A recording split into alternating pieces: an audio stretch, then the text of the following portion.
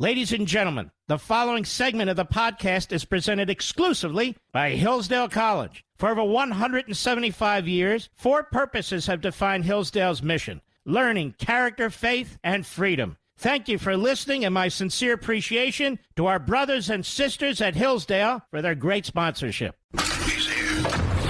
He's here.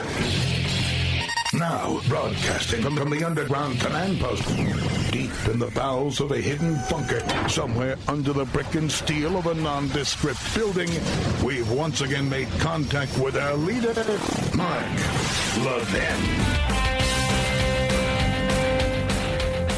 Hello, America. Mark Levin. Our number is 877-381-3811, 877-381-3811. Today's program will be focused on Afghanistan and the consequences of what's been done and how it relates, yes, to what might happen to our own country. You know, I just have to take exception to some of my friends on TV and radio. I just do. We were not at war in Afghanistan for 20 years. We had troops in Afghanistan. Our combat forces were removed in 2014. We were in a backup role, for the most part, to the Afghan military. Intelligence, air power. And we trained, as the Wall Street Journal pointed out, the Afghan military to basically fight as the American military does. A coordination of troops with air power, obviously no naval power necessary, and with intelligence. It's a relatively big country with all kinds of very difficult mountainous areas and so forth. So intelligence is crucial. When you pull out the air support and you don't even tell the forces you're aligned with that you're doing that, when in the dark of night you remove your forces from the major air base there that was actually quite protected, and you pull out your intel officials, your intel people, and when Biden says the Afghan army doesn't know how to fight, and General Keane says, well, they've lost between 50 and 70,000 of their own men, we're not getting all the truth here, ladies and gentlemen, including from libertarians and ever-Trumpers, isolationists, and so forth. My goal isn't to relitigate this. My goal is just to be honest about this. This obviously is not a strong army. But when you pull air support, and you pull intel, and you pull our contractors, and much of it you do without coordinating with them or telling them anything, it certainly contributes to their collapse. We only had 2,500 troops there, most of whom were special forces and intel. And for the most part, they were able to keep it neutral. Neutral. Because of our air power. Taliban doesn't have an air force. Well, it might now, but it didn't. So the Afghan military, as it's been pointed out, lost its eyes, lost its air cover, and then lost its way.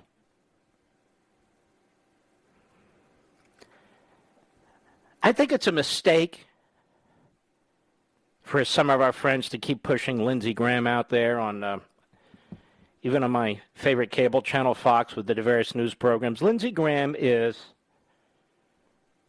all hawk all the time. Sometimes he's right, sometimes he's wrong. But he's not a good advocate, in my view, certainly in this case, for the sorts of things that need to be done. This isn't personal with me. I'm just making the point. But the idea that we shouldn't have troops in parts of the world, as some of the libertarians and isolationists and others would argue, is nuts. Because what happens is our enemies build up their forces, take out our allies, and then ultimately take aim at us. And there's been a lot of men and women who've died in these various parts of the world so we could protect ourselves. It's not go in and do something and get out, because that's not the way our enemies view us. Our enemies would love us to leave South Korea and Japan and NATO, Germany in particular. They would be thrilled if we did that. Or we moved our special forces out of Africa, particularly North Africa. They would think that's fantastic. It would also be ultimately suicide, and it would ultimately cost us an enormous number of lives. We have troops and bases throughout the world for a purpose. And I really get tired of some people who claim to be with us and pro-American sounding like the hard left. No, I'm not a neocon, and I don't believe we should fight every war, and so forth and so on.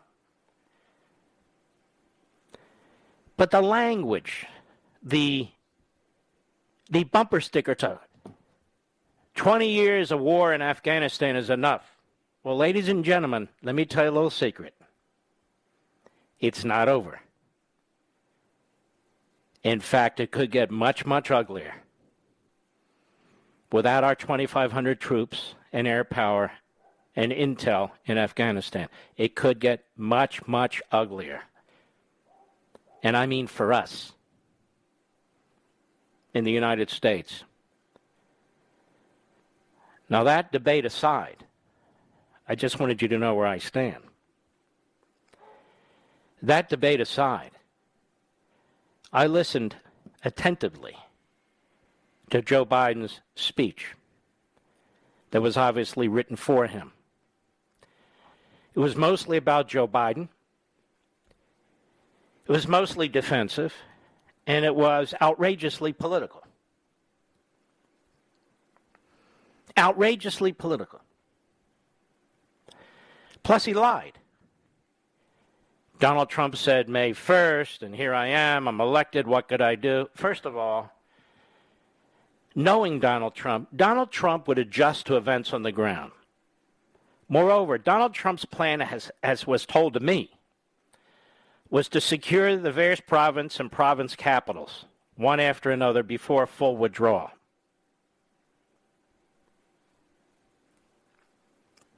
Does anybody think the scene you saw and still see at that Kabul airport would happen under Donald Trump? Anybody?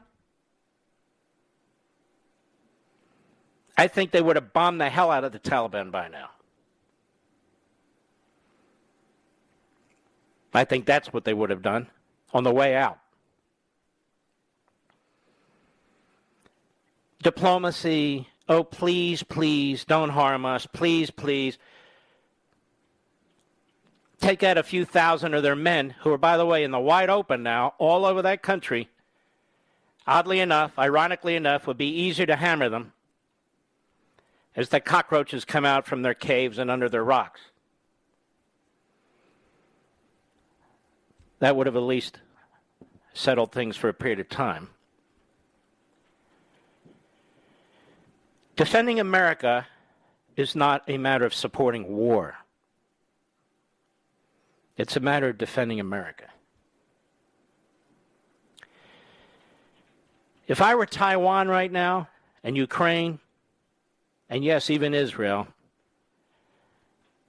I'd be very careful about alliances with this administration. I'd be very, very careful about bending to the demands of this administration. This administration is not going to help support you. Taiwan is a grave situation now. Ukraine is in a grave situation now. As is Israel, as it has to now watch Hezbollah, Hamas, and of course Iran. And let's hope the weak government in Israel, which toppled Benjamin Netanyahu, is up for this, has the stomach for this, because it's going to need it. And what should our House of Representatives and Senate be doing right now? 11 days on Hannity's show on Fox, I said it was time to at least argue the Republicans in the House to start pushing for the impeachment of Joe Biden. And that was before the collapse of Afghanistan. This guy, Andy Biggs, comes out and calls for the impeachment of the Secretary of Department of Homeland Security. Okay, fine. Why won't they call for the impeachment of Biden? Biden has defied a Supreme Court ruling. Biden has opened the southern border to diseases and violent criminals and all the rest. He's destroying this country from within. I know he is, because I came under attack by some of the most radical kooks because of my Sunday show. We're going to have on this program people who can speak to these things militarily better than I. And that would include Tom Cotton at the bottom of the hour, retired Colonel Richard Kemp, who commanded the British forces in Afghanistan. He'll be here the second hour. And, of course, our friend Sean Parnell, who fought in Afghanistan, is running for the United States Senate, the Republican primary in Pennsylvania. All three of them are my friends. All three of them have seen a lot of combat. I've had family members who saw combat. That's for sure as hell. I have not. But I know what they'd be saying today. I know what they'd be saying today. All these generals who were involved in these decisions, starting with Milley, should go. They're not going to.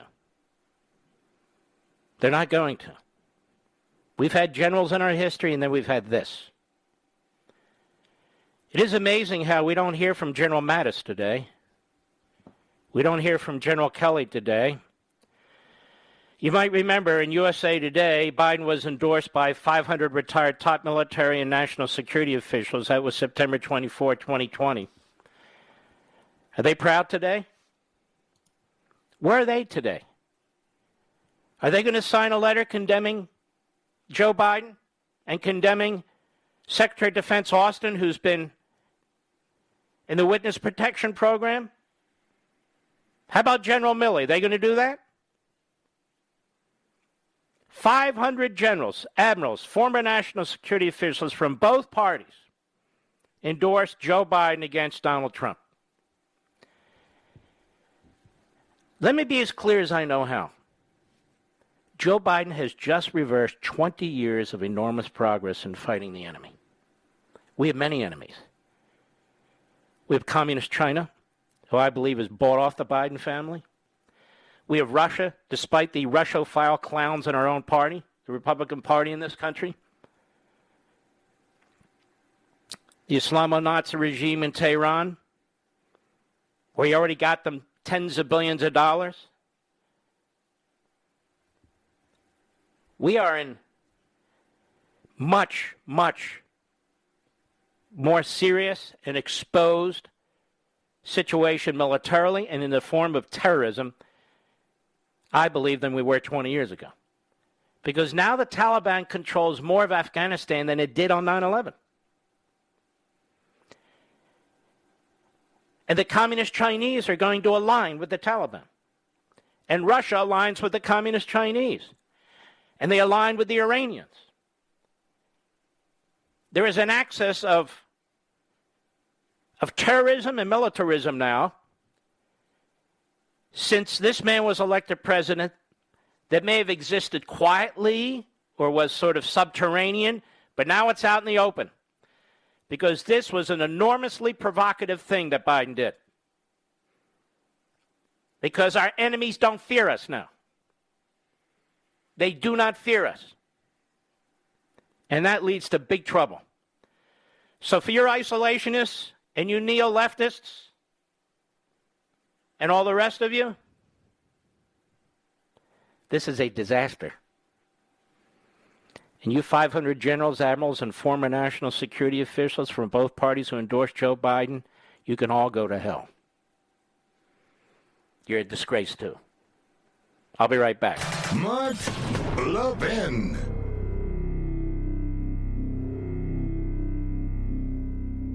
American history and civics education is at a turning point. Will we allow bureaucrats and lobbyists to choose what school children are taught, or will we teach the whole truth? Now, my friends at Hillsdale College argue for teaching the truth. They've made the Hillsdale 1776 curriculum downloadable for free at ləʻvɪn.com. Available not only to teachers, but also to citizens like you to share with other concerned citizens. This complete K-12 history and civics curriculum, designed to give educators guidance, not mandates, allows students to learn the tragedies and triumphs of American history as it really happened. Our children deserve to be taught the truth through a sound curriculum that was created by teachers, not bureaucrats, and upholds the dignity of each individual. America's future depends upon an honest, candid look at our history. Download Hillsdale's 1776 curriculum for free today at ləʻvɪn.com. That's L-E-V-I-N for Hillsdale.com.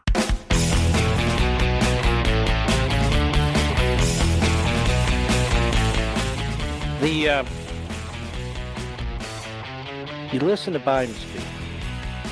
He says at the core of his foreign policy is human rights. Well, what about the human beings in Afghanistan? I have to be honest with you folks, just person to person here. This has been turning my stomach for days. Hasn't it yours? Isn't this enormously upsetting, watching this? Watching the complete collapse of Afghanistan? And the slow collapse of the United States of America?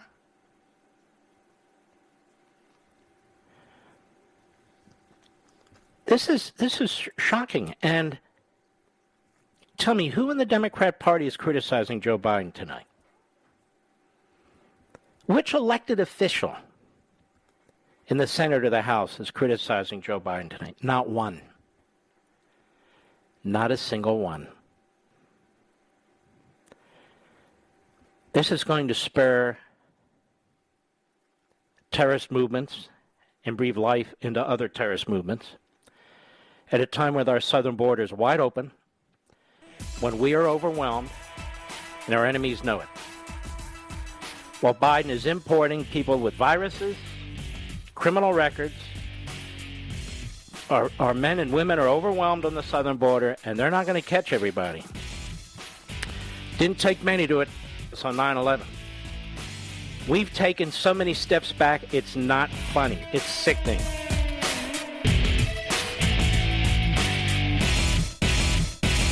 American history and civics education is at a turning point. Will we allow bureaucrats and lobbyists to choose what school children are taught, or will we teach the whole truth? Now, my friends at Hillsdale College argue for teaching the truth. They've made the Hillsdale 1776 curriculum downloadable for free at ləʻvɪn.com. Available not only to teachers, but also to citizens like you to share with other concerned citizens. This complete K-12 history and civics curriculum, designed to give educators guidance, not mandates, allows students to learn the tragedies and triumphs of American history as it really happened. Our children deserve to be taught the truth through a sound curriculum that was created by teachers, not bureaucrats, and upholds the dignity of each individual. America's future depends upon an honest, candid look at our history. Download Hillsdale's 1776 curriculum for free today at ləʻvɪn.com. That's L-E-V-I-N for Hillsdale.com. Mike Levin, the thunder on the right. Call in now, 877-381-3811. Senator Tom Cotton, I want to thank you for coming on the program. I know you're in great demand, and one of the reasons you're in great demand is because you're a man of the military. You actually went overseas. You've been concerned about this for some time, and you're a very careful man in terms of what kind of military actions you think we should take and so forth. But, you know, I guess I disagree with a lot of people because I didn't see why having 2,500 non-combat soldiers, federal contractors, intel, and a massive base so we could keep an eye on things and also work with our friends and their military was such a bad thing. Where do you stand on this? And then I want to get into, obviously, this disaster that's taken place here. Yeah, Mark, thanks for having me on this very sad day for America and for our power and prestige in the world. I think the point you make, a lot of Americans are wondering right now. You heard a lot of criticism from the left and the right, frankly, about the duration of the Afghan war, and I understand why some Americans might grow weary of it. But what we never heard from the Biden administration, and certainly from Joe Biden when he announced this withdrawal in April, is how they would control the likely consequences of the withdrawal of that small force, one of which being the exact kinds of chaos that we see in Afghanistan now, our failure to get American citizens out of Afghanistan, to say nothing of Afghans who aided us. A second is how we can possibly prevent the Taliban from turning Afghanistan into a terrorist safe haven again. I've never heard a briefing on the Intelligence Committee or the Armed Services Committee from a Biden administration official about how they will conduct counterterrorism operations in Afghanistan without a presence there. And you heard Joe Biden today say that, don't worry, we have plans for, they called it, over-the-horizon counterterrorism strikes from hundreds and hundreds of miles away with no intelligence presence on the ground at all, which I suspect will be executed about as well as Joe Biden has executed a fairly routine non-combatant evacuation operation in Afghanistan the last few days. Are you concerned we have a commander-in-chief, literally, who doesn't know what the hell he's doing? Whether it's his brain power or otherwise. I mean, I don't. How reckless and outrageous is this? Mark, I want to remind all of your listeners of something that Bob Gates, a very accomplished public servant at the CIA and at the Department of Defense, who served as Secretary of Defense for both George Bush and Barack Obama, said about Joe Biden 10 years ago, that Joe Biden has been wrong on nearly every major foreign policy and national security issue of the last 4 decades. Well, now you can add a fifth decade to it. But here's the difference, Mark. Back then, he was just a senator. He was just the vice president. He was never in charge. So there were not many consequences to his terrible judgment. Now he is in charge. And after 50 years of hot air and poor judgment, we see the consequences of that poor judgment coming home to roost. I think he is totally overmatched by events. He's been hiding out in Camp David for 5 days. The speech you saw today is a speech of a president who is dangerously detached from reality, and now he's retreated back to Camp David once again. I'm sitting here thinking, he talks about the last four presidents. I'm no Obama fan, of course, but I can speak to some of these presidents. We made tremendous headway in fighting these terrorists. In so many respects, he just handed it back to them. Now the Taliban control more of Afghanistan, that is, all of it, than they did before 9/11. Am I right? Yeah, Mark, I think that you make an important point. I've heard some people say, well, we're back to where we were before 9/11. No, we are in a much worse position now than we were then. As you mentioned, the Taliban never conquered the northern part of the country. That's where you had the so-called Northern Alliance, the group of various tribal militias that our CIA paramilitaries and military special operations forces helped unite into a coherent fighting force after 9/11. They're the ones who primarily, with our assistance, toppled the Taliban in 2001. But now the Taliban controls all of Afghanistan. They also have the thousands and thousands of weapons and ammunition and equipment that we left behind, and they have the prestige of the perception of having driven America out of Afghanistan. So we are in a much worse position than we were before the 9/11 attacks. And, I love the way they point to Trump. I was listening to General Keane, and among other things, Trump apparently had, it was supposed to be a pullout that had red lines. But they have no idea what Donald Trump would have done up to this point. And so for him to keep pointing to Donald Trump is amazing to me. For him to say he was really stuck because of Donald Trump. Senator, does he ever seem stuck because of Donald Trump, whether it's sending billions of dollars to the Iranians through allies or anything else? Yeah. So if only Joe Biden had his hands tied by the Trump administration's policies, and the course they had set. Our border would still be closed, Mark, but Joe Biden conceives himself as tied to Donald Trump's policies. No other place in the world except for Afghanistan. And in fact, the former president has said things would have been very different had he remained in office, because he would have held the Taliban to their end of the deal. Obviously, the Taliban started violating the agreement they had with President Trump last year. They continue to do so this year. Whether you supported that agreement, whether you didn't support that agreement under President Trump, and for that matter, whether you agree or disagree with President Biden's decision to withdraw our troops, the execution of that decision has been catastrophically incompetent and impotent. If you're Taiwan right now, if you're Ukraine right now, if you're Israel right now, what are you thinking? You're not sleeping very well, I would suggest, Mark. Any partner around the world, which is to say almost every partner who counts on American credibility, who counts on the credibility and the word and the judgment of the American president, right now is worried about whether or not this president will answer the bell when it's time to get in the ring. And in particular, that first one you said, Mark, Taiwan. I mean, Taiwan's autonomy and the status quo between Taiwan and mainland China is almost entirely dependent on whether Xi Jinping thinks Donald Trump will come to Taiwan's defense if he goes for the jugular. You mean Biden? Biden, yeah. Yes, whether Biden will come to Taiwan's defense if Xi decides to go for the jugular in Taiwan. Something tells me that over the last 72 hours, Xi Jinping is grinning like the cat who ate the canary when he thinks about Joe Biden's willingness to support Taiwan should the Chinese communists invade it.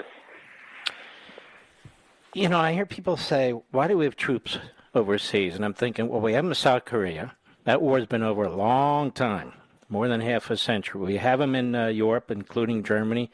That war's been over even a longer period of time. China would love us to withdraw our troops from everywhere, wouldn't they, Senator? Yeah, China and Russia both would love us to have all of our troops out of the old world and back in the new world. There's a lot of different reasons. There's always different histories about how we ended up and where we ended up, whether it's Japan or South Korea or Germany or Italy or Kuwait or Qatar, Bahrain, whatever you have, Mark. But the core reason why we have any troops forward deployed is that the central interest of America from the very beginning has always been to prevent an attack on our homeland, the kind of attack that happened on 9/11 and that's happened very rarely throughout the rest of our history. One way to ensure that doesn't happen is to go on the offense forward deployed. So we're not on defense on the last line of defense, which is our own homeland. And in particular, since World War II, we have decided as a nation that we will never allow a foreign power in the old world to combine its vast resources and territory and population and wealth and capabilities and marshal those against us in a way that could threaten our security here. Unfortunately, I think the Taliban is going to be able to do that once again in Afghanistan the same way they were in the late 1990s and early 2000s. Mm-hmm. Now, in this withdrawal, we pulled our air support, we pulled our intelligence, we shut down our main base, we pulled out the contractors. And General Keane has said, you know, when you do that, after you're teaching this army or have taught this army, as weak as it is, that you need the fusion of these various activities in order to fight, and then you pull all those out and you leave our main base without even telling them. He said that in significant part completely undermined them. Do you agree with that? Yes, I do, Mark. I mean, the Afghan army is not the 101st Airborne, let's be clear, but President Biden kneecapped them in every way. They weren't even really all that reliant on American air power in recent years, Mark. They had their own Air Force that we had helped stand up, primarily helicopters for close air support. But we pulled out so many of the civilian contractors who just do the basic maintenance and logistics work for them over the last few months that those helicopters couldn't fly anymore. And if you train an army to be reliant on and to conduct operations in conjunction with close air support, and all of a sudden that air support is not available, guess what? They're not going to be nearly as well-trained and not going to operate as effectively as they could have. I mean, it'd be like taking American Marines or soldiers who have been trained for decades to rely on highly networked operations with support from artillery and air power, and to say, okay, now you have no radios, you have no SATCOM, you have no artillery, you have no air support. We'd be better than the Afghan National Army, of course, but it is not the way they were trained to fight.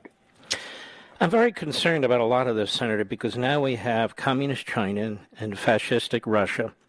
Can't wait to work with the Taliban. The Taliban obviously is close with al-Qaeda and all these other terrorist organizations. Iran, even though they hate that form of Islam, they are aligned with these various terrorist movements. We have the traditional enemy situation aligned with the non-traditional enemy situation, more modern situation. So we have terrorists and now a terrorist nation, in addition to Iran, Afghanistan.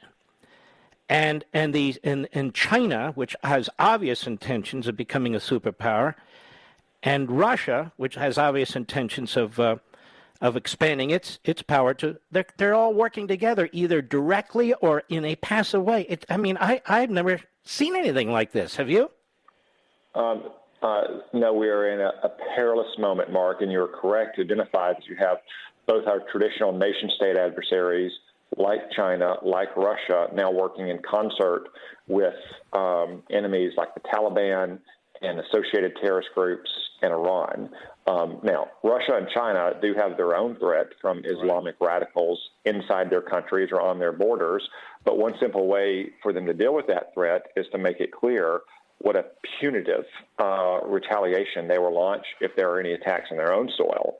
If, however, you want to attack the Americans, well, not only will we look the other way, we'll applaud you. In much the same way that all of these cyber hacks and ransomware attacks come from Russian soil, yet they never seem to target Russian institutions. It's only American institutions.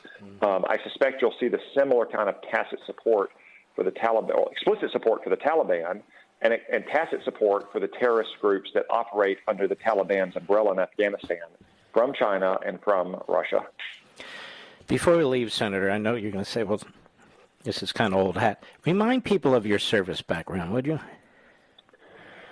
Sure, Mark. I was in my last year of law school when the 9/11 attacks were launched, and that made me want to serve. I finished up school and paid off my loans, but I enlisted a couple years after I graduated law school and served 5 years, long stint at Fort Benning, Fort Beginning for boys, as they used to call it.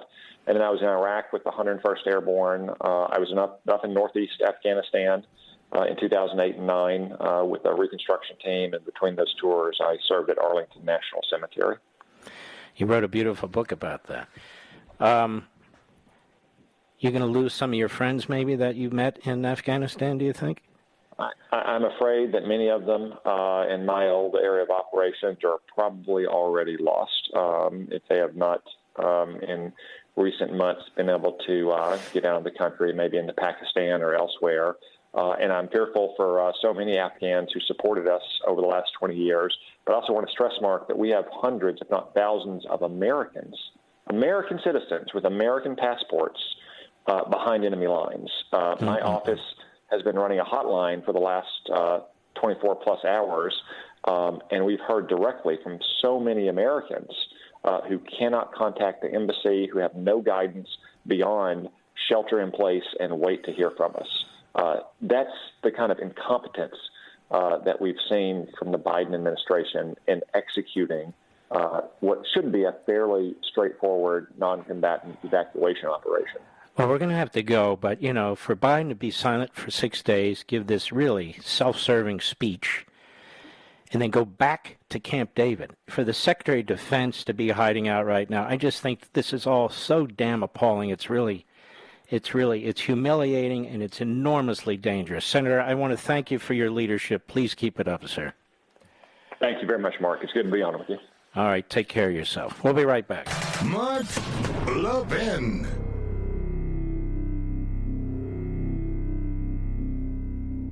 American history and civics education is at a turning point. Will we allow bureaucrats and lobbyists to choose what school children are taught, or will we teach the whole truth? Now, my friends at Hillsdale College argue for teaching the truth. They've made the Hillsdale 1776 curriculum downloadable for free. at ləヴinforhillsdale.com.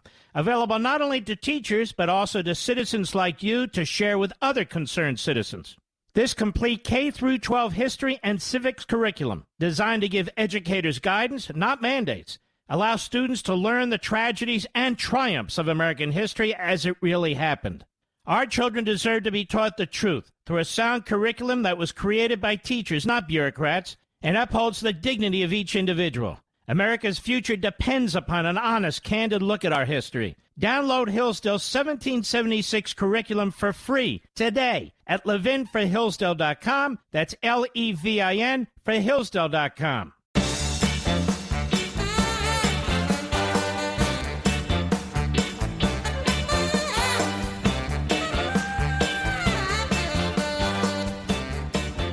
The idea that Donald Trump would have done it exactly the way Joe Biden did, and Donald Trump boxed in Joe Biden. Joe Biden is a coward. How many times do I have to say this? He's a very stupid man. 11 days ago, I called for his impeachment on Hannity. We have almost no Republican House members supporting it. What is it going to take? The southern border is wide open, and all that involves. Law enforcement's been undermined. The murder rate in this country is through the roof. He's weakened our military. The economy is on a slide as he draws trillions of dollars out of the private sector and private property rights into big government, into Bernie Sanders' world. Inflation is through the roof. Our finances are a disaster. He defies a Supreme Court decision. What's it going to take? Well, a letter to the president of Ukraine, maybe? Maybe that'll do it, right, Rich? Maybe that'll be the straw that breaks the camel's back. What do you think, folks? And I'm calling on leading Democrats. Come on out. Tell us you support the Biden policy. The great internationalist, Joe Biden, the great internationalist, throws one ally after another under the bus. What a great internationalist and globalist this guy is. America's back, he says. Frightening. My advice to Israel, Taiwan, and Ukraine, do not do anything this president asks you to do, or you will pay a price for it. Period. Is there anything in America or outside America that is going our way since the Biden presidency? Anything? Nothing. He has embraced this radical American Marxist agenda. He's imposing it on us by hook or by crook. And I want to remind you of something.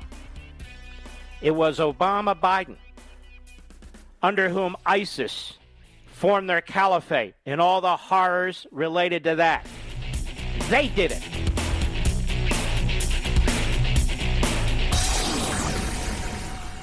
He's here. He's here. Now, broadcasting from the underground command post, deep in the bowels of a hidden bunker, somewhere under the brick and steel of a nondescript building, we've once again made contact with our leader, Mark Levin.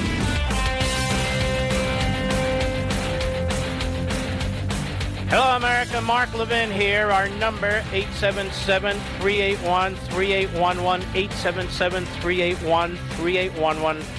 Just a couple minutes, I wanted to mention that I was at the Reagan Library Saturday with fantastic patriots, just like you folks out there, many of you listening.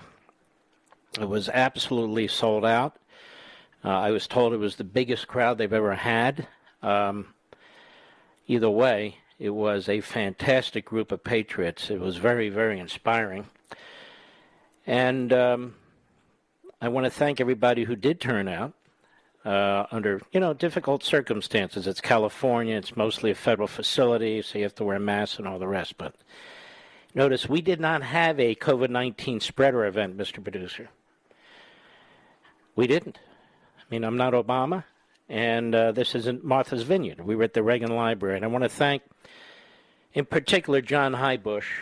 I understand that this will be his last year there. That's a great loss for the Reagan Library. He has built that into a fantastic institution with fantastic programs and the best of the presidential libraries. And he is a wonderful human being. He's suffered cancer. He's fought cancer treatments for many, many years with esophageal cancer. He didn't smoke.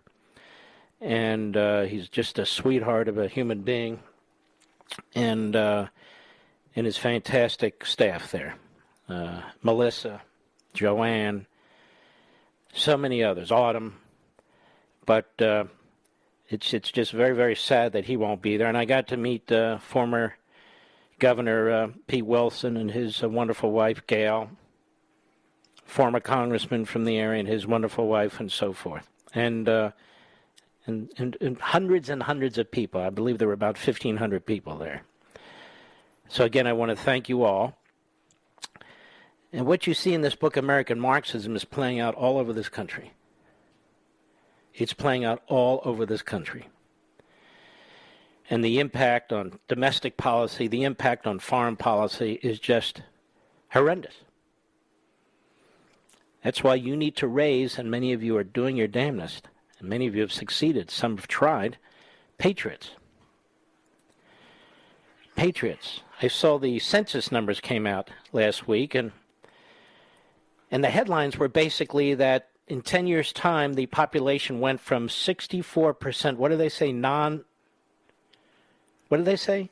Non-white, I forget. White is what they're trying to say. To about 58%, slightly under 58% white, and this is being celebrated. Why is race, one way or another, being celebrated? What you're seeing here, like it or not, up or down, is the effect of, particularly recent times, decades of immigration and birth rates. And so when you have a society that is fairly young and you have a lot of new immigrants coming into the country, and that is by policy of both Republican and Democrat administrations, and you don't assimilate people into our culture, and you don't promote patriotism and the founding and so on, you have a society that's dying. You have a society that's dying. And they said, now there's 400 plus counties that are majority minority. I said, why do they keep celebrating this? Because they obviously believe minorities are going to vote Democrat, and that seems to be the way it is. And if minorities are going to vote Republican, they would oppose this, and we know that. I've said that for years, but look at Cuba. That's a perfect example. So it's not just minorities that are coming into the country in droves, illegally and legally. It's minorities who tend to vote, at least relatively historically, Democrat. But we have even a bigger problem than that in terms of an immediate issue, and that is a wide open border. By the end of the year, 2-point-some-odd million people will come in this country illegally. With the virus, without the virus, gang members, non-gang members, just a whole array of people from all over the world. Do you think the terrorists are going to say, well, we're not coming into the United States illegally? Why would we do that?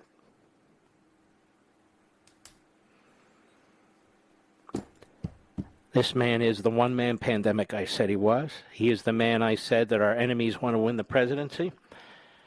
I would ask people who voted against Trump and for Biden, does those tweets still bother you?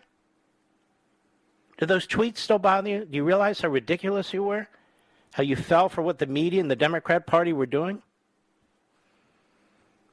Do you still think the constitutional challenges in Pennsylvania by the party that despises our Constitution and our way of life, that would be the Democrat Party if there's any confusion, were a bad idea that should never be discussed because various corporations say we shouldn't discuss it, various boards of directors say we shouldn't discuss it, various media outlets say we shouldn't discuss it? Seriously? I'm not even talking about machines and ballots. I'm talking about the Constitution. And if you want to see a real insurrection, you're watching one in Afghanistan. And if you want to see a real insurrection, you're watching one now in the United States of America. It's unarmed. It's not a military insurrection. But every aspect of this society and culture are under attack. And I want to reiterate what I said in the first hour. Can you name one Democrat in the House of Representatives or one Democrat in the United States Senate condemning what Joe Biden has done? I've heard none. None. So I would say to minorities out there, people of color, particularly people who are Muslim, what do you think about that? What do you think about that? What do you think about major American corporations that have aligned themselves with the Democrat Party and Joe Biden, doing business with Communist China, even though Communist China is wiping out Muslims? The Uyghurs. What do you think about that? Isn't it funny how the organization CARE says nothing about what's going on? Nothing. What do you think about that?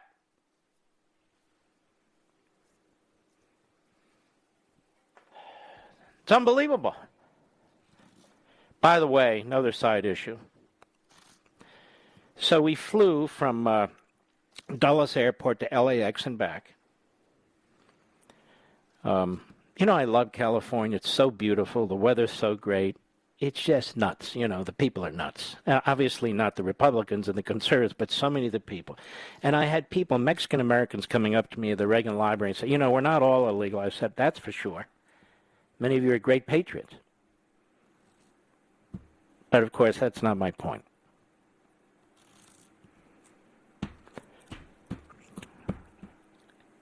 Richard Kemp is going to be my guest in about 7 or 8 minutes.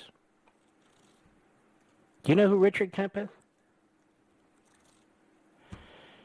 Richard Kemp has spent most of his life fighting terrorism and insurgency. He commanded British troops on the front line of some of the world's toughest hotspots, including Afghanistan, Iraq, the Balkans, and Northern Ireland. Colonel Kemp, retired, was sent to Kabul in 2003 to take command of British forces in Afghanistan. And he realized there was an increasing terrorist threat, but no resources or plans in place to deal with it. So he immediately put together an unconventional force of British troops and U.S. Marines. They begged, borrowed, and stole equipment to gain intel and launch covert surveillance. And writing about Kemp, the Canadian general commanding international forces at the time said, his efforts led directly to the most successful offensive counter-terrorist operations in Kabul, with several key terrorist leaders now under arrest, significantly setting back the enemy campaign. And along the way, Kemp helped to disarm local warlords, train the fledgling Afghan army and police, and even played a part in preventing a coup d'etat against then-President Hamid Karzai. And most of the last 5 years, Colonel Kemp, he spent time in Downing Street as head of the International Terrorism Team at the Joint Intelligence Committee, where he was responsible for producing assessments on the growing global terrorist problem for the Prime Minister and his cabinet. In 2005, at the request of the U.S. Ambassador to Iraq, spent 3 months on special intel assignment in Baghdad, Fallujah, and Mosul. This is a man's man, and he's also brilliant, and he's also my friend. And he will be on the program in just a few minutes. He's very much worth listening to. I'll be right back. Mark Levin.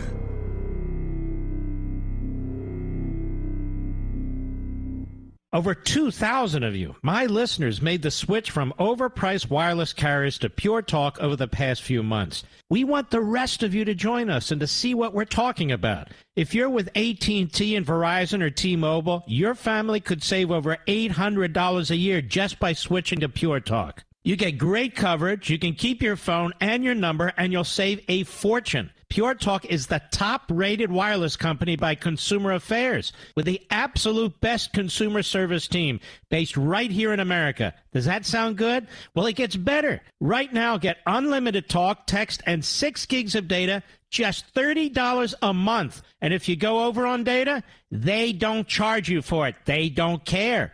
Go to puretalkusa.com and enter promo code Levin Podcast. Again, puretalkusa.com, promo code Levin, Levin Podcast.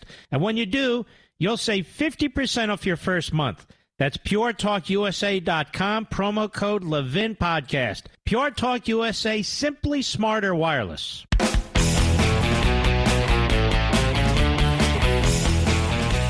Colonel Richard Kemp, all the way from Great Britain. How are you, sir?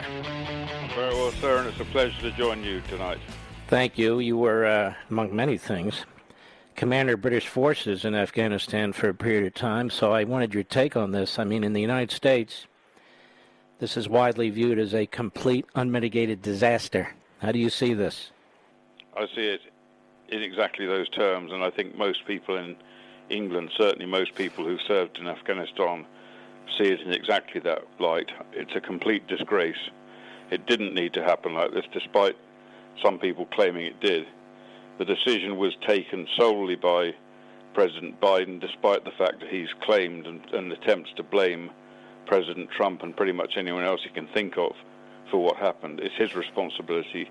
This would not have happened without his decision. It's hard to sleep at night knowing this is going on. I wasn't there. I didn't fight. And I think about the people who are going to be absolutely brutalized and killed, and our allies who fought there, the Afghans. And how does this, as a human being, what do you think? Well, I know a lot of people in Afghanistan. I'm still in touch with some of them. I feel desperately sorry for the fate they're facing at the moment. They were pretty much everybody in Kabul that I met when I was out there in 2003, shortly after we first went in a couple of years earlier. And they were so optimistic, they were so happy about us being there. They still were stinging from the Taliban regime that they'd been living under for years before that. They were looking forward to more freedom, to equal rights for every citizen, including women who had virtually no rights before. They were looking forward to be able to walk the streets without being checked by religious police and dragged in, beaten sometimes, amputations of feet and hands for relatively minor transgressions.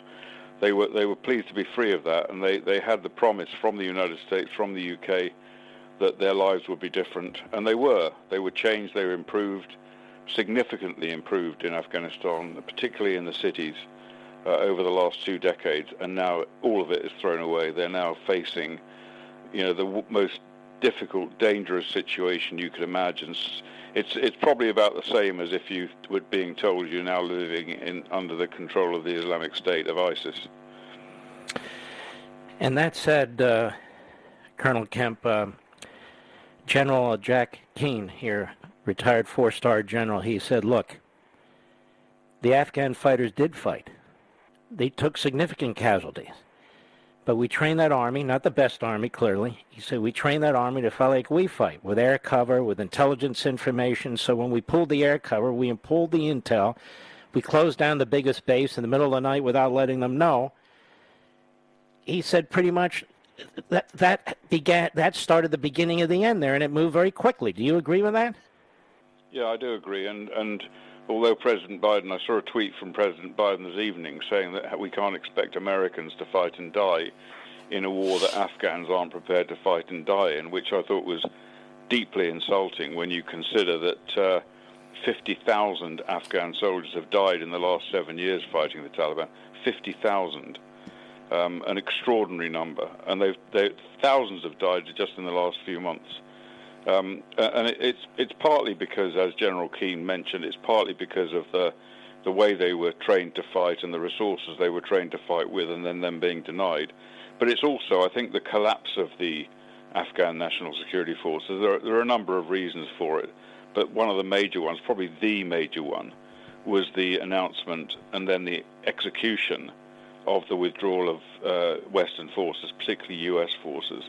And that was, they were their backstop. They couldn't really fight effectively without U.S. forces being behind them somewhere, somehow. They knew they could rely on U.S. and British forces and other NATO forces when the chips were down, when the fighting became hard. So, their morale effectively collapsed when they realized that this is all gone, and they were on their own and not really able to stand on their own feet. And in war, I think, I hate to quote Napoleon, but Napoleon said, in war, the moral is to the physical as 3 is to 1. So in other words, morale is 3 times important than all other factors. And that, that's borne out. It's why the whole thing collapsed so quickly. And they lacked the support of the government in Kabul. The government in Kabul was corrupt and incompetent, often didn't pay them. Often they were running short of ammunition all of the time. They had very little to fight with. And so it's hardly surprising. There's some very brave men among them. And obviously there are some who weren't up for the fight and who went over to the other side. But I think for President Trump in his Biden, I beg your pardon, in his tweets and in his speech tonight, to basically to abuse them in the way he did in the circumstances they are now facing, I think was absolutely heartless and a disgrace. We have 28,000 troops in South Korea. I don't know how many troops we have in NATO. We, the United States, we have troops all over the world. The world would look a lot differently if we didn't have troops in South Korea and NATO and so forth, wouldn't it, Colonel? Yeah, it would certainly look different, and the world actually does look different now with what's happened in Afghanistan. The U.S. prestige, and with U.S. prestige, the whole prestige of NATO, including Britain, has effectively fallen apart now in the eyes of so many people around the world, and our allies and people who were expecting, who are looking to us for support, will realise now that we under this president, under this government, are fair weather friends, that we can't be relied on when the chips are down. And if you take a country like Israel, for example, only a few years ago under Kerry, when he was Secretary of State, a proposal was made that the West Bank would be protected and guarded and secured by U.S. Army instead of the Israeli army. And the Israelis, of course, rejected that, saying we're not relying on anyone else. We're fighting on our own for our country. And that judgment has been reinforced, I think, by the behaviour of both of our countries in the last few days.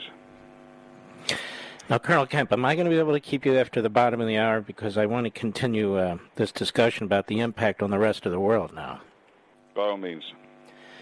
And I would also say this: if you're Taiwan, where we don't have a complete military pact, we have something that's called flexibility, you have to be very nervous right now. And if you're Ukraine, given Putin's constant obsession with Ukraine, you have to be very nervous right now. And all throughout Europe and all throughout Asia, I think you have to worry a lot. I want to circle back with you the international impact that this is going to have.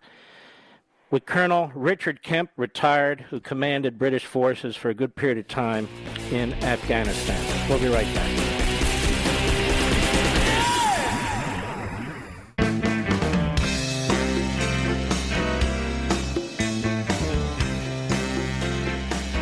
Driving the media mad.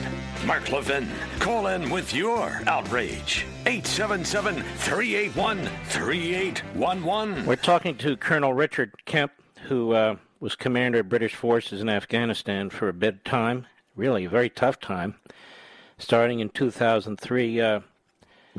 Colonel Kemp, I want to ask you about the impact on the world from this disaster. It's unfolding at a record speed and completely avoidable in my view. What is the impact? China, Russia, the rest of the world? Well, in the region, China, Russia, Iran and Pakistan, all of whom have been supporting and arming the Taliban for years, particularly Pakistan most notably, but also significantly Iran and China and Russia. They're circling the corpse of Afghanistan now, and they will be cashing in the investment they've made in the Taliban to essentially to rape the country of resources, particularly by China, and also to leverage their influence they've got there against the West. Of course, they can use their influence with the Taliban particularly against America. And I think even more concerning than that, there is a big risk that instability caused by Taliban rule in Afghanistan will spread to Pakistan. Pakistan already has a major insurgency problem. It has its own version of the Taliban there as well as other jihadists, and they will. There's a possibility that it will lead to greater instability in Pakistan, and of course, let's not forget that Pakistan is a nuclear-armed country. That threat has increased as a result of the decision to withdraw from Afghanistan. In addition, jihadists will pour into Afghanistan from around the world in their thousands, as they did before 9/11. And there they will meet, they will train, they will plan, they'll prepare, and they'll be sent out to carry out terrorist attacks against the West, against our countries. Jihadists all around the world, in the US, in the UK, and other countries everywhere, will be inspired by this. They're all celebrating what's happened. They'll be inspired by the Taliban victory. They will be able to recruit more people to their cause now, and they will be re-energized to carry out attacks. So I think the reality is that as a result of this withdrawal by NATO, by the US, the UK, we will see a significantly increased threat from international terrorism around the globe. It's exactly what Al-Qaeda wanted when they drove the airplanes into the Twin Towers, the Pentagon, on 9/11. They then wanted to lure the American forces into Afghanistan, where they expected to defeat them and humiliate them around the world. And actually, they've achieved that now. They haven't militarily defeated America, but they have. It's taken 20 years, but they've achieved what they want in terms of promoting global jihad, encouraging and inspiring global jihad, and humiliating the United States of America. So, on almost the 20th anniversary of 9/11, President Biden has given the Al-Qaeda really what they wanted in the first place.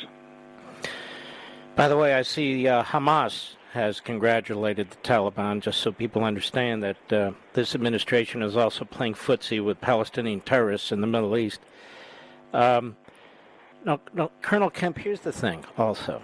I was discussing this with Senator Tom Cotton. You have sort of the old state enemy sort of situation with communist China and fascistic Russia and so forth. And then you have them joining forces in really an open way with these terrorist regimes and terrorist organizations now. So I would argue that we have a more powerful collection of enemies than we did before 9/11. Does that make sense? It does, and not only that, but they've been emboldened now by what they've seen. They're united they are united against us. They want to undermine and eventually to overwhelm us. Not necessarily in military terms, but in terms of trade, social life, economy, so many other areas. They want to dominate the world, particularly China, and this has empowered them. We should be acting to essentially to deter them from aggressive action against us, aggressive in the wider sense. But this we haven't. We've done the opposite of deterring them. We've strengthened them. And as we were speaking about earlier on, those people who wanted to protect or to entice from the authoritarian sphere, from the sphere of China, Russia, etc., we wanted to entice into the Western sphere, will not do that now. They will question why they should. They will seriously doubt the reliability of the West, and they will believe that China and Russia are far more reliable allies than we are, and that it's essentially it's the opposite effect to the effect that President Biden claimed when he said he was pulling troops out of Afghanistan in order to focus on Russia and China. Let me ask you about this. You're a man who's actually been to war, been to several wars, have commanded forces. I keep hearing that this is a 20-year war. Now, in the last 18 months, at least, there wasn't a single American casualty. We had 2,500 individuals on the ground. We had our air power. We had federal contractors and CIA and so forth, as is now obvious. I mean, there's a difference between a hot war and a situation in which you've basically stalemated the enemy. Is there not, or am I wrong about that? No, you're absolutely right about that. And we've got, or you have got, American. I've worked with the Americans so much, the American Army so much, that We'd love to I have think you. of myself almost as an American. But you have got forces still deployed in South Korea. Right. The war there ended in the 1950s. It became a frozen conflict. There hasn't been any fighting involving the Americans there for a long time, but they're still there, and no one is saying they need to pull out now. No one really, as far as I can understand, there was no really strong pressure in the US or in the UK to pull out from Afghanistan, particularly as casualties weren't being sustained, and particularly as it was such a small military footprint there. It was all about, I think the whole rationale behind it was all about the midterm elections, hoping that there would be some electoral advantage in pulling out. It wasn't for any strategic reason. It wasn't for any military reason. It was, I think, a completely misguided decision. I seem to think if we would say today, we'll put 2,500 non-combatant troops on the ground, and NATO will contribute 6,000 or 7,000 non-combatant troops on the ground, and we'll be able to keep this enemy at bay, I think people would say, you must be smoking something. That could never happen. But it did happen, didn't it, Colonel?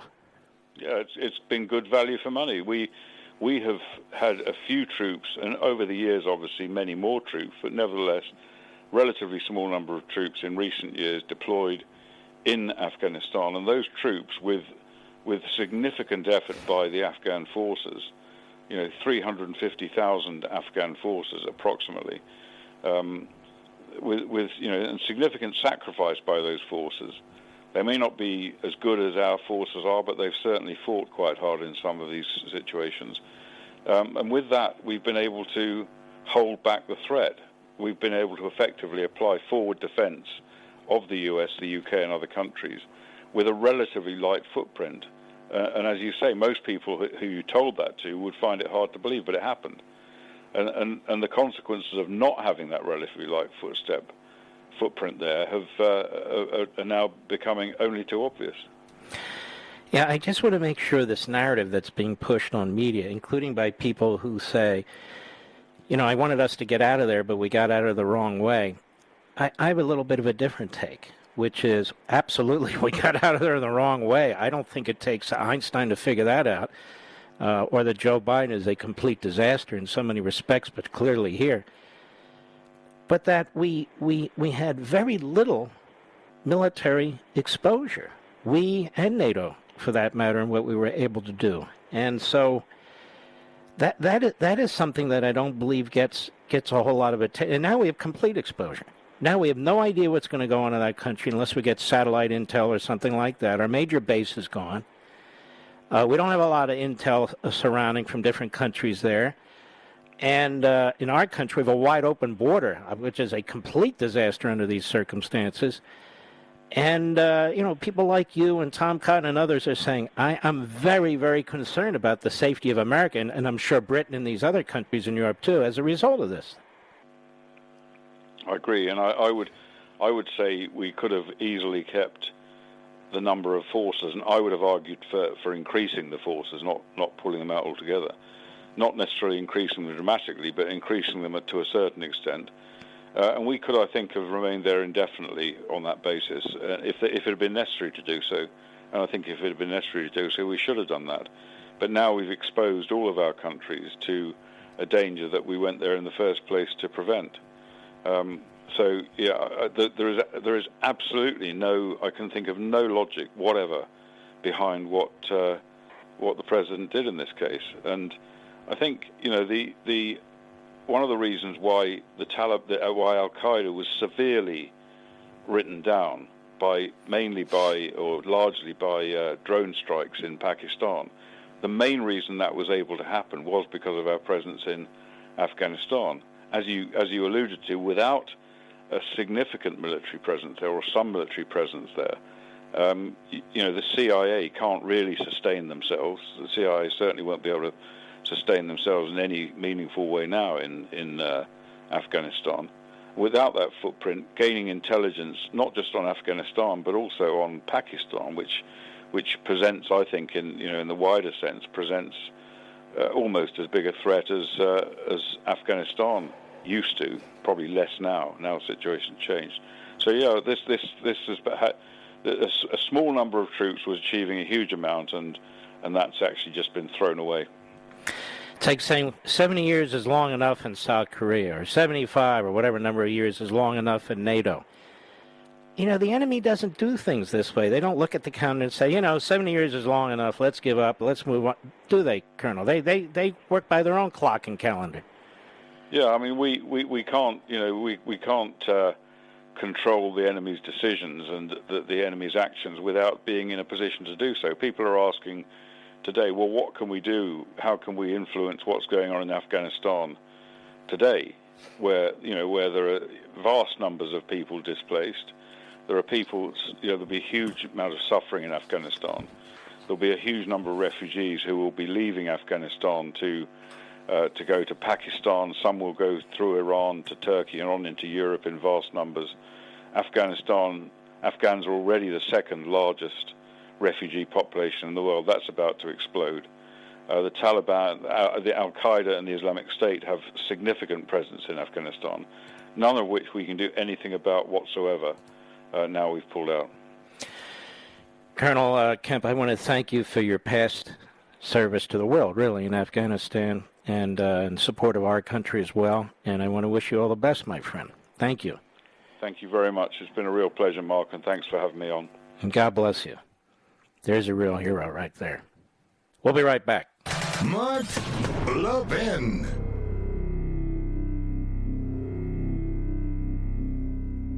Over 2,000 of you, my listeners, made the switch from overpriced wireless carriers to Pure Talk over the past few months. We want the rest of you to join us and to see what we're talking about. If you're with AT&T and Verizon or T-Mobile, your family could save over $800 a year just by switching to Pure Talk. You get great coverage, you can keep your phone and your number, and you'll save a fortune. Pure Talk is the top-rated wireless company by Consumer Affairs, with the absolute best consumer service team based right here in America. Does that sound good? Well, it gets better. Right now, get unlimited talk, text, and 6 gigs of data, just $30 a month. And if you go over on data, they don't charge you for it. They don't care.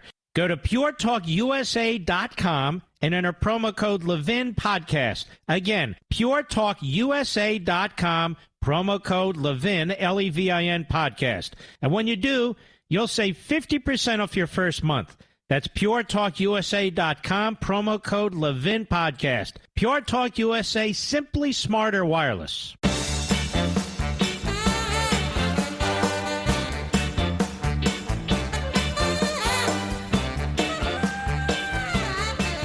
It's an amazing thing. These books against Trump, trashing Trump, they never stop. There's another one coming out actually on my birthday, September 21, by Bob Woodson and Robert Costa.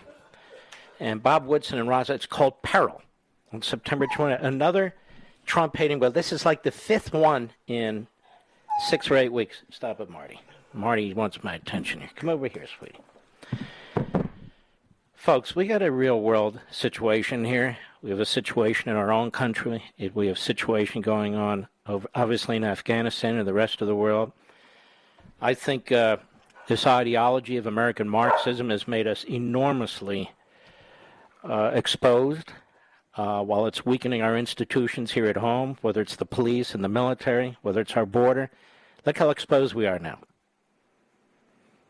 The cops have been undermined, the military's undermined, the border's wide open with the Border Patrol and ICE undermined.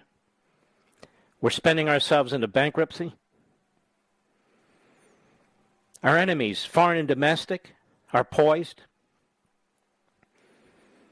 You see it. Amazingly, some of our fellow citizens don't see it. Who are these people and what are we going to do about it? That's the whole point of American Marxism. I want to strongly encourage you now, if ever, now, to acquire a copy and either keep it for yourself, give it to a neighbor, give it to a family member. we got to get this message out. We have to get this message out. We have to pass it among our friends and family. You can bark. Come on over here. Say hi to everybody. Come here. Come here. He's coming. Say hi to everybody. We can use a little laugh. Come here, Marty. Come here. He's repeating what I'm saying in dog talk. Basically, that's how I see it. So I want to encourage you folks, seriously, let's jump in. Enough of these anti-Trump books. Enough of this movement that's dragging this country down from within and building up our enemies from without. That's enough. We'll be back. We're not done. Later in our next hour, Sean Parnell, retired Army captain, saw combat obviously in Afghanistan. And I hope you'll stick with us. We'll be right back. Ladies and gentlemen, this final hour of the podcast is sponsored exclusively by AMAC, the Association of Mature American Citizens. Now over 2 million conservative members strong, AMAC believes in and stands up for the values that we care about: faith, family, and freedom. Thank you for listening, and please support AMAC. And you can become a member at amac.us/join. He's here. He's here. Now, broadcasting from the underground command post, deep in the bowels of a hidden bunker, somewhere under the brick and steel of a nondescript building, we've once again made contact with our leader, Mark Levin. Hello, America. Mark Levin here. Our number is 877-381-3811, 877-381-3811. A friend of mine writes, my friend Spiridon, I was re-listening to Reagan's Time for Choosing speech, which is what I do when I'm feeling down. And there's a part where he quotes Khrushchev.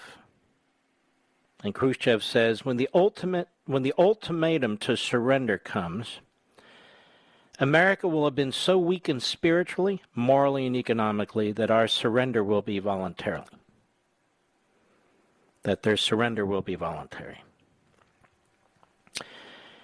And he adds, you just wrote a book about this pervasive anti-American woke movement that is in full control of the Democrats and academia and the press and even the senior levels of the military. So we're not only in retreat, but we're willingly pretending that the enemy isn't a problem. We're willingly pretending that the enemy isn't a problem. He's a good man, Spiridon. And you are good people in the audience. And I met so many of you at the Reagan Library, I'm telling you. There are tens of millions of us. They can keep pushing out the anti-Trump books. They can keep lying to us about things like Afghanistan and the border and all the rest. But we have to stay focused. We have to save our country. And when we save our country, we will save civilization. I'm convinced of it. And so it's just a matter of time before American Marxism tumbles from the top down, as they all do. And Bob Woodward's book on September 21 is picked up by every left-wing kook in America. But let that time be put off. You have children who are going into college, or going to some university, or going into high school. We need you to help save the country. It's our obligation, folks. You see what's happening in Afghanistan? When Reagan said freedom's about one generation away, one generation away from losing it. He was right. Now let's just make sure it's not lost during our generation. And we have an obligation to step up. You'll hear the isolationists, the neo-Marxists and the others. They see no use for the United States military as they see no use for police officers. But I would say this to you. If we're not willing to engage the enemy here at home, then we're done. Now, I should point out, we're going to get to more of the news in a moment.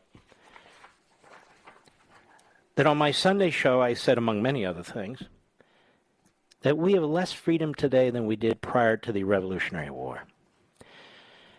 So some very perverse, low IQ clowns get on the internet, Bryn Tannehill, Tom Nichols, who's an author, somebody named John Amato, who created something called Crooks and Liar, of which he would know because he may well be one, but I don't know. Yahoo News puts stuff out. This Mark Levin, this is the most preposterous thing that's ever been said on Fox. What about the indigenous peoples? What about slavery and so forth? Now, ladies and gentlemen, obviously that's not what I'm talking about, slavery and indigenous peoples. I'm talking about the aggregate of the civil society.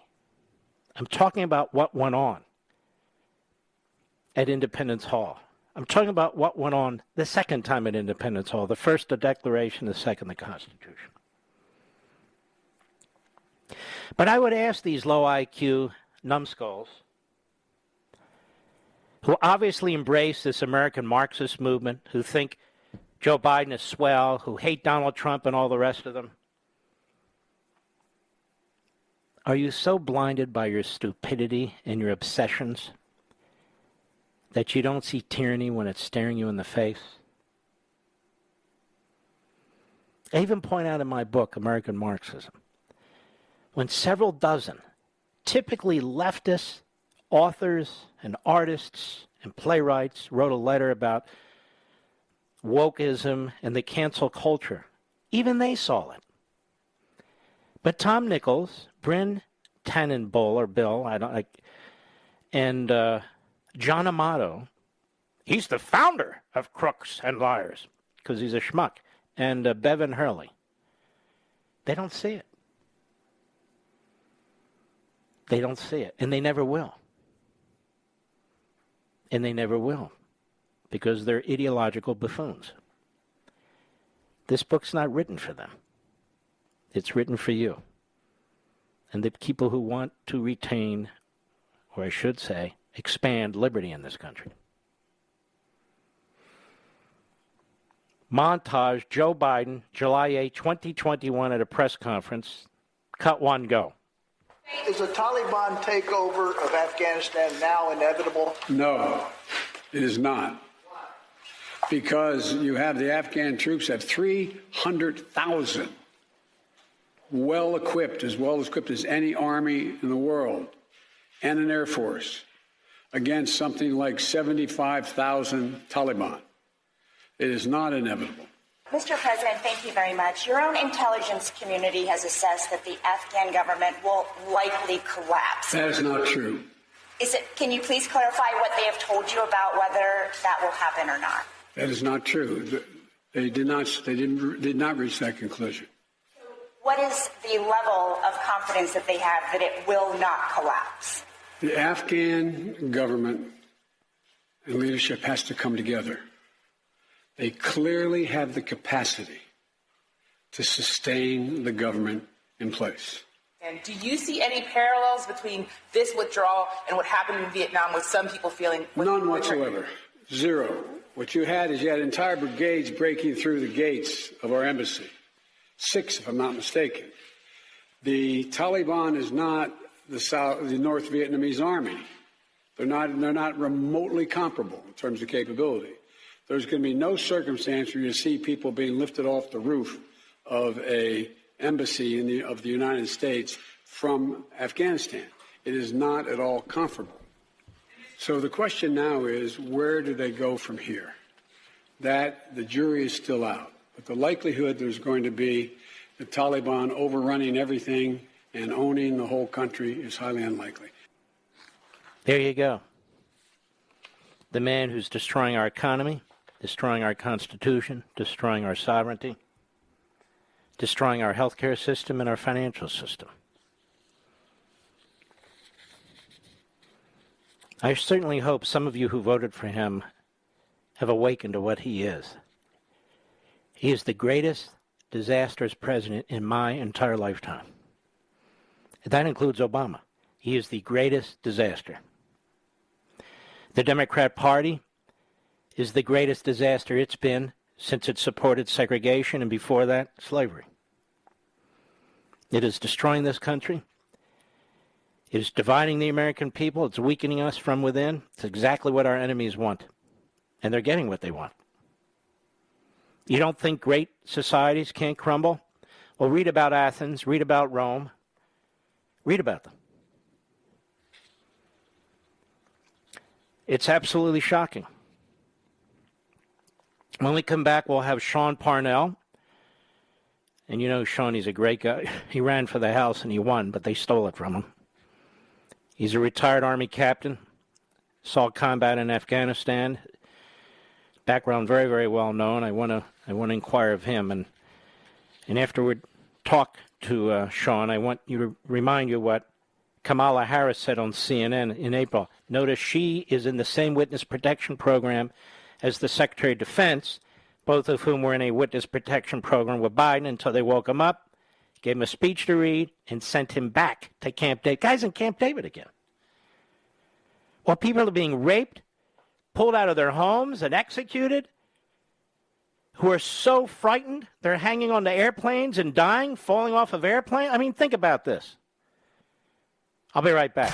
Mark Levin.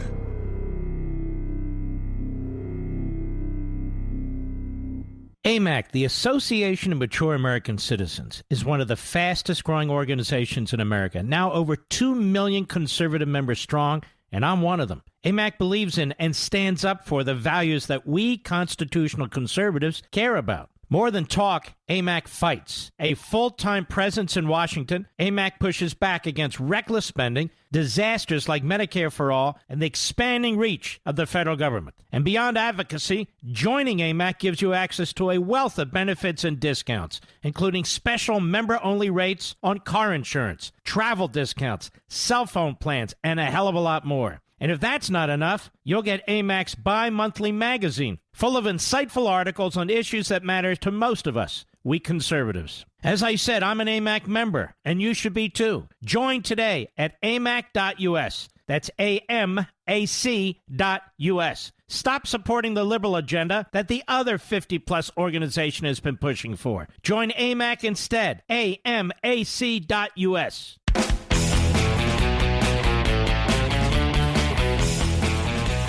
Sean Parnell is a retired Army infantry captain and fought in Afghanistan. Sean, how are you, my friend?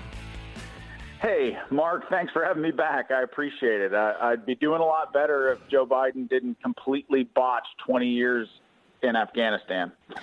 One of the things, Sean, that's bothering me is I see the effort to exploit this by various political factions, including the isolationists, the neo-Marxists. We should never have been there. And some. Obviously, we weren't seeking a war in Afghanistan.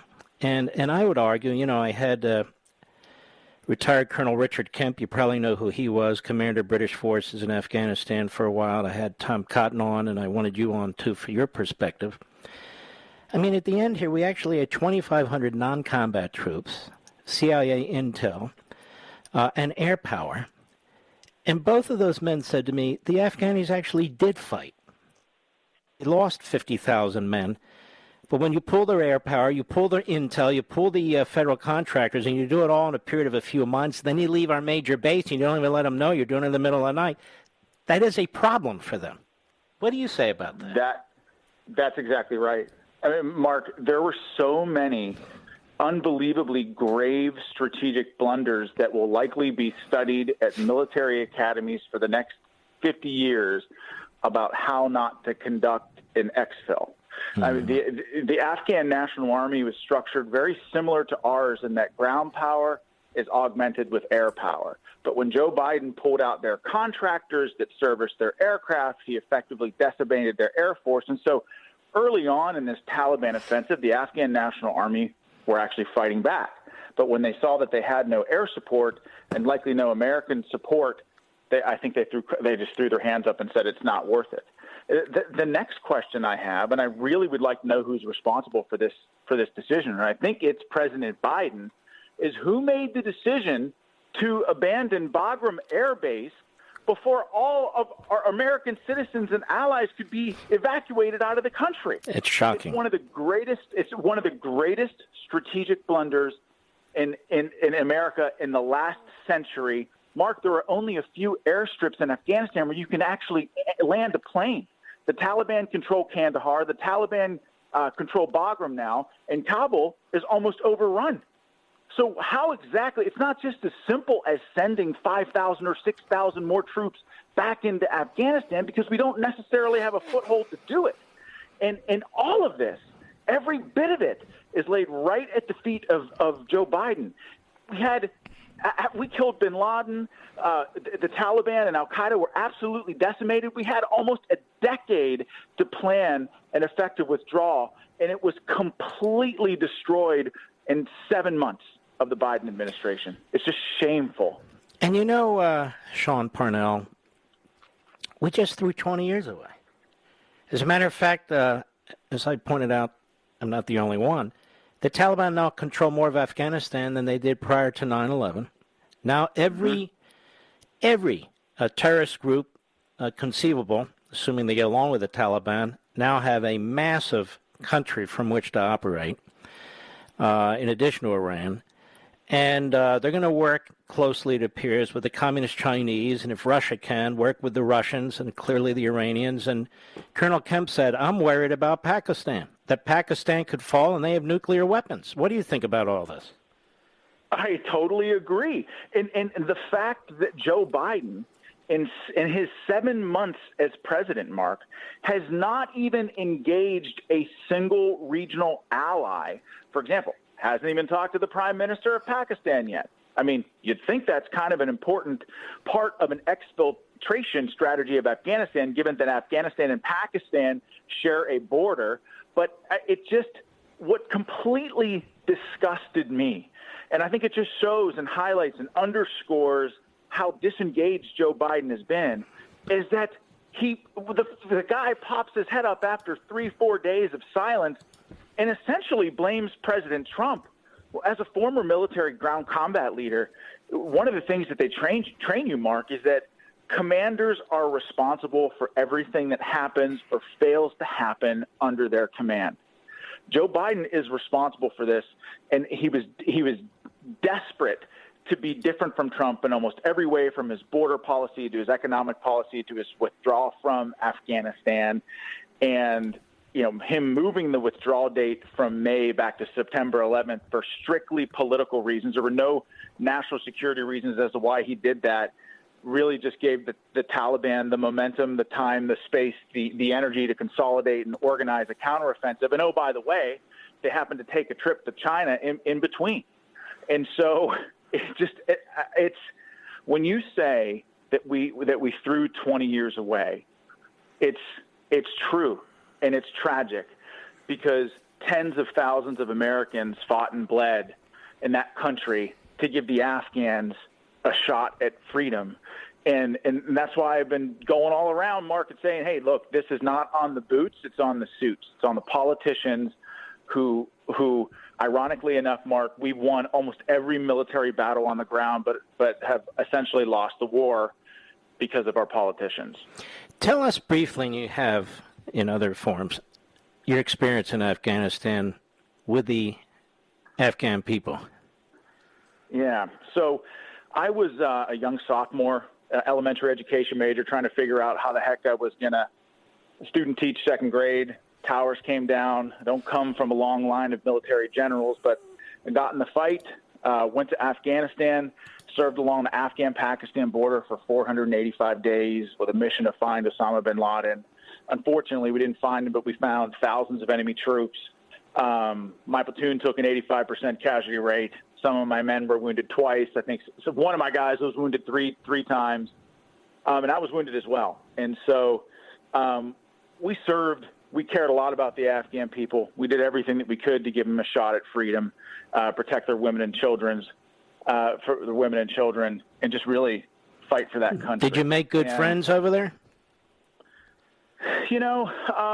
The Afghan people, by and large, on the border, yeah. I feel like the Afghan National Army that we served with was courageous. But the problem with Afghanistan is that it's inherently tribal and corrupt. And so while the soldiers were courageous that we served with, you couldn't get them paid, you couldn't get them food, you couldn't get them water. And so effectively you just have a bunch of troops out there with rifles who can only last about a day. And it was the corruption that ended up being the downfall of the Afghan National Army in the end.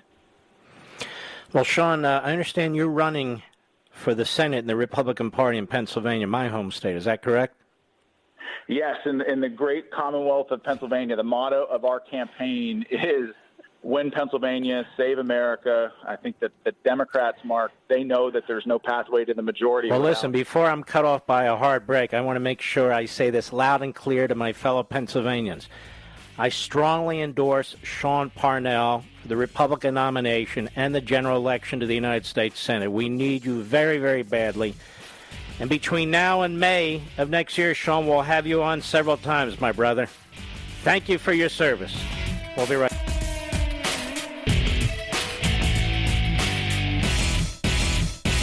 AMAC, the Association of Mature American Citizens, is one of the fastest-growing organizations in America, now over 2 million conservative members strong, and I'm one of them. AMAC believes in and stands up for the values that we constitutional conservatives care about. More than talk, AMAC fights. A full-time presence in Washington, AMAC pushes back against reckless spending, disasters like Medicare for All, and the expanding reach of the federal government. And beyond advocacy, joining AMAC gives you access to a wealth of benefits and discounts, including special member-only rates on car insurance, travel discounts, cell phone plans, and a hell of a lot more. And if that's not enough, you'll get AMAC's bi-monthly magazine, full of insightful articles on issues that matter to most of us, we conservatives. As I said, I'm an AMAC member, and you should be too. Join today at amac.us. That's AMAC.us.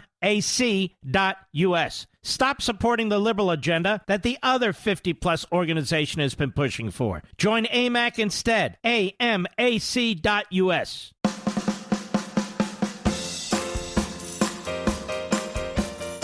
The Mark Levin Show, the pool feed for the conservative media. Dive in now. 877-381-3811. I'll tell you what is interesting about the conservative media. As you folks know, I try to give, in every instance, credit where credit's due when I read articles or see essays or see something on television. I think the people who have brain power to come up with certain ideas or arguments or viewpoints that I think are very potent ought to be recognized. This program, from a national program perspective, has more authors on it than any other program. It's not possible to put all the authors on here, or I'd wind up being C-SPAN book notes, and nobody would listen. Nobody would listen. And over the course of my career on radio, I've worked hard to have people who sit in for me, the best of the best I can find.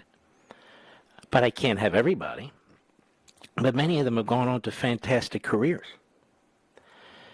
I believe this is very important. Very, very important.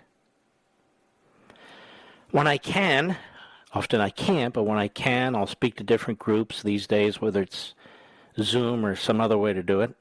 Again, I can't do it all. But what I find interesting is you write a book like American Marxism. It has now well over 800,000 sales. The goal of the book is to galvanize and rally patriots from all walks of life, all backgrounds, to galvanize them and rally them now, to put up resistance against what's taking place in so many corners of our culture, in our society. And I would say, of course, I'm not talking about Fox or Blaze or Daily Wire or our buddies at Breitbart. I'm not talking about any of that. But there are some websites who tout themselves as conservative. And there's some hosts who want nothing to do with this. Nothing. Which is quite odd. There are some so-called conservative scholars who pretend this doesn't exist. You know, we focus on the New York Slimes and the Washington Compost and all the rest. Look, they don't cover that. I say in the opening chapter, let's put everything aside. Let's galvanize. Let's rally to our own defense. And so this tribalism that we talk about and condemn, let me tell you, it's here too. A different type of tribalism for sure. A different mentality for sure. But it's here. And we don't intend to go down with the ship. We intend to save the ship. But they're prepared to go down with the ship. And there's nothing we can do about it, so we don't. We rally. You rally. Each of you being your own Paul Revere. And I can't thank you enough.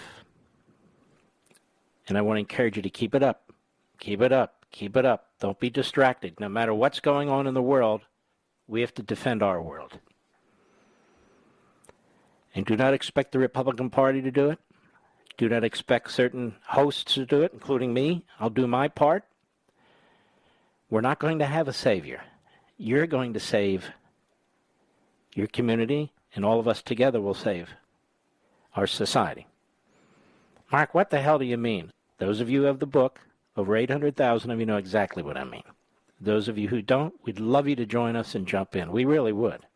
I'll give you the air cover. I promise. And I keep my words. American Marxism is not about me. It's about the country. It's about you. And I think this is one of the reasons why it has appealed to so many of you. It is the antidote to what's going on in our colleges and universities, which is why so many of you are giving the book to your children. It is the antidote to what you see on TV and the propaganda you get from the media. Again, which is why I think so many of you are attracted to this. Now, I am told there's over can you check this, Mr. Producer? There's over 7,000 comments now? Is that possible? Are there over 7,000 comments on Amazon?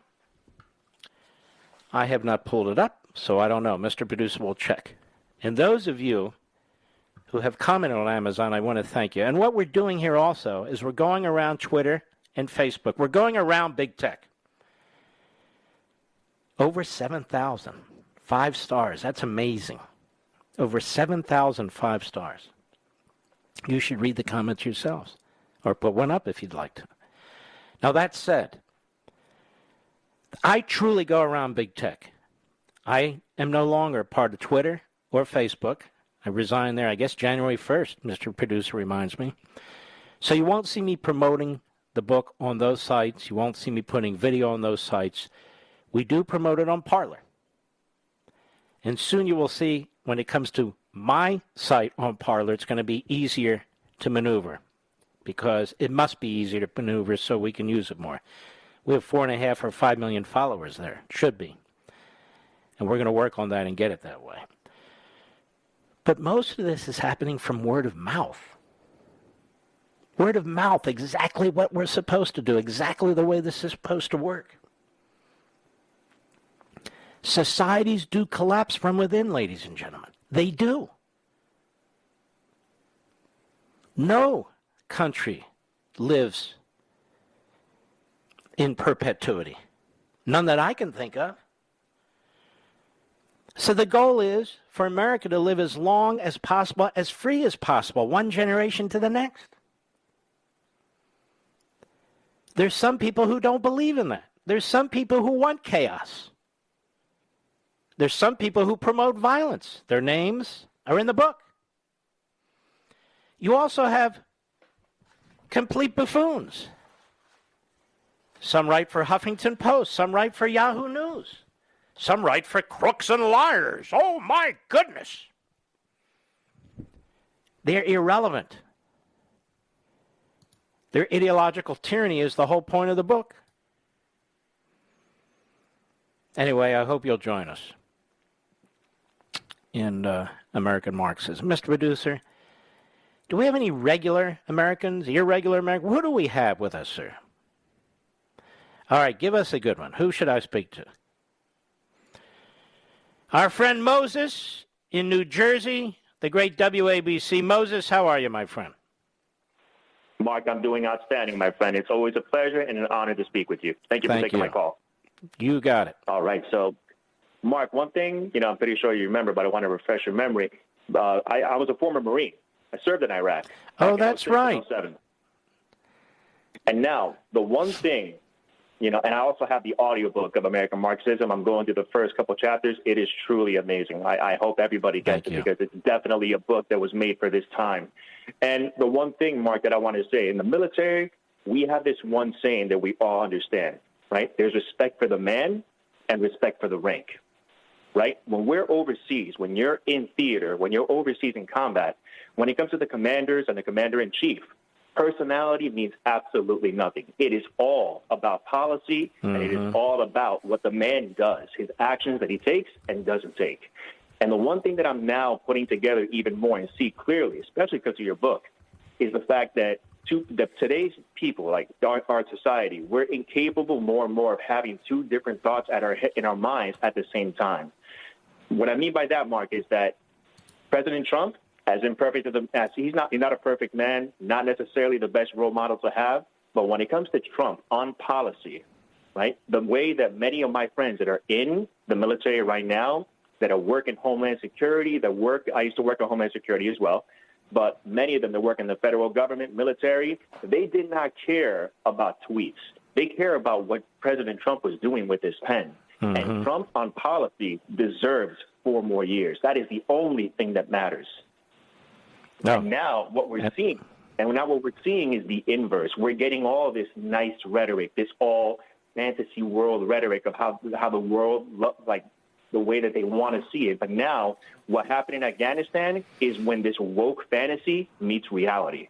And the people that are suffering are the people in Afghanistan and our military, because this was not a tactical withdrawal. This was a setup for failure. You're 100% right. A setup for failure.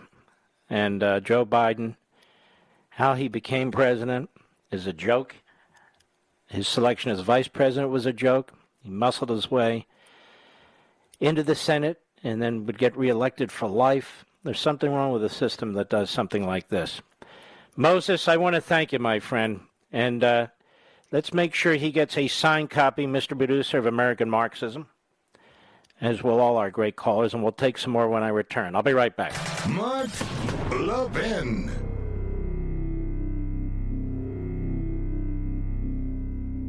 AMAC, the Association of Mature American Citizens, is one of the fastest growing organizations in America. Now over 2 million conservative members strong, and I'm one of them. AMAC believes in and stands up for the values that we constitutional conservatives care about. More than talk, AMAC fights. A full-time presence in Washington, AMAC pushes back against reckless spending, disasters like Medicare for All, and the expanding reach of the federal government. And beyond advocacy, joining AMAC gives you access to a wealth of benefits and discounts, including special member-only rates on car insurance, travel discounts, cell phone plans, and a hell of a lot more. And if that's not enough, you'll get AMAC's bi-monthly magazine, full of insightful articles on issues that matter to most of us, we conservatives. As I said, I'm an AMAC member, and you should be too. Join today at amac.us. That's AMAC.us. Stop supporting the liberal agenda that the other 50-plus organization has been pushing for. Join AMAC instead. AMAC.us.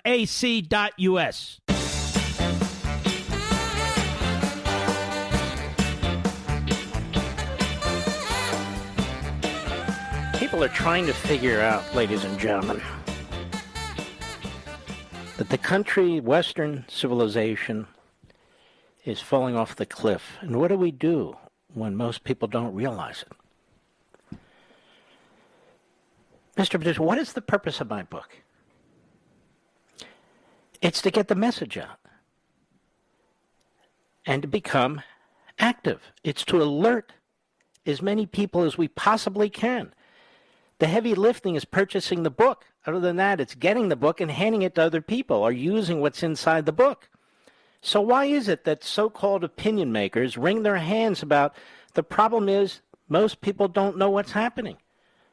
When there's a book that's going to eventually sell 1 million copies, that tells people not only what's happening, but where it comes from, who's behind it, and what to do about it. And yet these same people pretend it doesn't exist. I don't get it. I really don't understand it. And I'm not crying on a shoulder. And I don't get it. You see, the American Marxist doesn't operate this way. They call it intersectionality. It's not like they're balkanized or anything. They unite behind a common cause, which is hate for us and hate for America. Can't we unite behind a common cause, which is love for us and love for America and preserving it? So part of the reason, quote unquote, most people aren't aware is because certain opinion makers don't tell them for some bizarre reason. But you are through word of mouth. You're fantastic. Many of you, you've been to airports. A lot of nice little stores at airports, places to grab a bite. Grab a newspaper maybe, a magazine, or even a book. One of the most ubiquitous stores is called Hudson's, isn't it, Mr. Producer? It's a big one, Hudson's. So, as I pointed out early in the show, we flew out to the Reagan Library. We left the Dulles Airport, which is a huge airport, one of the stupidest airports on the face of the earth. They spend billions and billions of dollars, Mr. Producer, so you take a train to nowhere, then you walk half a mile to get to the damn gate. It's nuts. Anyway, so there's a Hudson's there, and my wife, Julie, goes in, and American Marxism isn't there anywhere. This is the number one book in America. It's not even close. It's nowhere. We always have this problem with this Hudson's and these airports. Then we fly to LAX. All right. Yesterday afternoon, we flew home. Well, as you can imagine, there's several Hudson's at LAX. So she goes into the one that's closest to our gate. And guess what, Mr. Producer? There's no American Marxism book. Not one. Not one. This is why you can't just blow off Barnes & Noble, Books A Million, Walmart, and so many of these other places. Yes, Amazon. And it's very bizarre. Now, last time this happened with Unfreedom of the Press, when I raised it, the founders or owners said, oh, you know, we're conservative. It ought to be there. Well, it wasn't. Now the rep for Hudson's says, well, they bought a soft volume or whatever they call it, because Unfreedom of the Press didn't do so well in Hudson's. But it's because they didn't have many of them in Hudson's. I went through that 2 years ago. Then they have a place called Book Soup at the LAX. It's right across the hall as you walk. They had several copies. Then I'm told, well, Hudson owns Book Soup, so you see they're actually so... No. We don't go to the reptile house. And I want to thank Book Soup. But you retailers, particularly you independents, you don't play fair. Some of you do, most of you don't. You don't play fair. They didn't want my book, Hudson, in those stores because they don't want these leftists coming into the store complaining about it. Now, they still have Michelle Obama's book, which I'm sure is absolutely fantastic. She wrote every word. There's no question about it. It's like 2 years old. But she's not controversial, you see. Nothing she says is controversial. So I'm not going to these Hudson bookstores anymore in any airport. And I don't think you should either. BDS. Remember what I said about BDS? There's plenty of places to get this book. Plenty of wonderful retailers and Amazon and so forth. I want to encourage you tonight, if you haven't jumped in, please join us. We need your help. We salute our armed forces, police officers, firefighters, and emergency personnel.